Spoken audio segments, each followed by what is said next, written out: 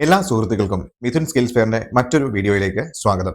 Law of അട്രാക്ഷനിൽ മാനിഫെസ്റ്റേഷന്റെ ക്ലാസ്സുകളൊക്കെ എടുക്കുമ്പോൾ നമ്മൾ എപ്പോഴും പറയുന്നതാണ് നമ്മുടെ ലൈഫിൽ നമ്മൾ ഇത് ശക്തമായിട്ട് പ്രാക്ടീസ് ചെയ്ത് മുന്നോട്ട് പോകുന്ന സമയത്ത് ചില സാഹചര്യങ്ങൾ വളരെ ഓപ്പോസിറ്റ് ആയിട്ട് നമ്മൾ പ്രതീക്ഷിക്കാത്ത ചില അനുഭവങ്ങൾ നമ്മുടെ ലൈഫിൽ ഉണ്ടാകുമ്പോൾ നമ്മൾ ചിലപ്പോൾ ലോ ഓഫ് അട്രാക്ഷൻ എന്താണ്, എനിക്ക് റോങ് ആയിട്ടാണോ വർക്ക് ചെയ്യുന്നത്, ഞാൻ ചെയ്യുന്ന പ്രോസസ്സ് എന്തെങ്കിലും തെറ്റായിട്ടാണോ, അല്ലെങ്കിൽ എനിക്ക് ഇതിനെക്കുറിച്ച് കറക്റ്റ് അറിയാഞ്ഞിട്ടാണോ എന്നുള്ള ഒരു ഡൗട്ട് വരും.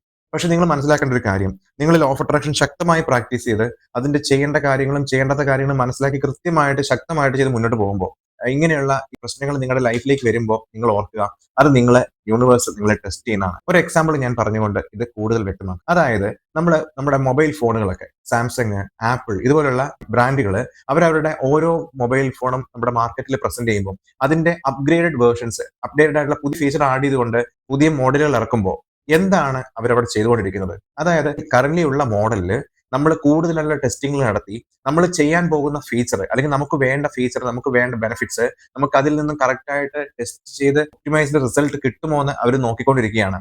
അത് കിട്ടിയില്ല എന്നുണ്ടെങ്കിൽ അതിന് വേണ്ടതായിട്ടുള്ള കൂടുതൽ സ്ട്രെങ്ത് അല്ലെങ്കിൽ കൂടുതൽ കപ്പാസിറ്റി അല്ലെങ്കിൽ അതിന് ചെയ്തു കൊടുക്കേണ്ട കൂടുതൽ കാര്യങ്ങൾ ചെയ്ത് കൊടുത്തുകൊണ്ട് അല്ലെങ്കിൽ അവിടെ വേണ്ട റിക്വയർമെന്റ്സ് എന്താണോ അഡീഷണൽ ആയിട്ട് വേണ്ട ആ റിക്വയർമെന്റ്സ് ഫുൾഫിൽ ചെയ്തുകൊണ്ട് നമ്മൾ വീണ്ടും വീണ്ടും അതിനെ ടെസ്റ്റ് ചെയ്യും. എപ്പോഴാണോ ആ പർട്ടിക്കുലർ മൊബൈൽ അല്ലെങ്കിൽ ആ പർട്ടിക്കുലർ മോഡലുള്ള ഫോണ് നമുക്ക് വേണ്ട ഫീച്ചേഴ്സുമായിട്ട് ആപ്റ്റായിട്ട് അഡാപ്റ്റഡ് ആകുന്നത്, അപ്പോഴായിരിക്കും നമ്മളിലേക്ക് നമ്മൾ ആഗ്രഹിച്ച ബ്ലെസ്സിങ്സ് എത്തുക. അപ്പോ നമ്മുടെ ലൈഫിൽ നമുക്ക് യൂണിവേഴ്സ് ചില കാര്യങ്ങൾ തരണമെന്നുണ്ടെങ്കിൽ ഫസ്റ്റ് യൂണിവേഴ്സിന് തോന്നണം നമ്മൾ അത് സ്വീകരിക്കാനായിട്ട് നമ്മൾ തയ്യാറാണ് അല്ലെങ്കിൽ നമ്മൾ കേപ്പബിൾ ആണെന്നുള്ളത്. അതായത് ജോലി ചെയ്യുന്ന സ്ഥാപനത്തിൽ നമുക്ക് ജോലി തന്നിരിക്കുന്ന ആള് നമുക്കൊരു വർക്ക് അസൈൻ ചെയ്യുമ്പോൾ ഫസ്റ്റ് ആ ഒരു ടീമിൽ നമുക്കത് ആ ജോലി ഏറ്റെടുത്ത് കൃത്യസമയത്ത് പൂർത്തീകരിക്കാൻ പറ്റുമോ എന്ന് നോക്കിയിട്ടാണ് നമുക്ക് ആ ജോലി, ആ ടാസ്ക് നമുക്ക് തരുന്നത്.